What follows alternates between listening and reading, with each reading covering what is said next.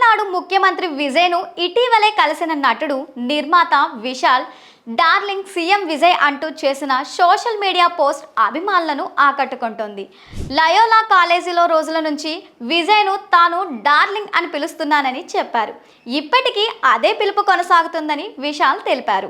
Social మీడియాలో పంచుకున్న సందేశంలో విజయ్ సినీ రంగంలో ఎదిగిన తీరు తనను ఎంతగానో ఆకట్టుకుందని పేర్కొన్నారు. ఓ యువ నటుడిగా ప్రారంభమైన ఆయన ప్రయాణం సూపర్ స్టార్ స్థాయికి చేరిందని కొనియాడారు. అనంతరం రాష్ట్రం ముఖ్యమంత్రిగా బాధ్యతలు చేపట్టడం గొప్ప విషయంగా చెప్పారు. ఎన్నో విమర్శలు, సవాళ్లను మౌనంగా ఎదుర్కొంటూ విజయాన్ని సాధించారని కొనియాడారు. ముఖ్యమంత్రి పదవి వచ్చిన విజయ్ వ్యక్తిత్వంలో ఎలాంటి మార్పు రాలేదని విశాల్ వెల్లడించారు.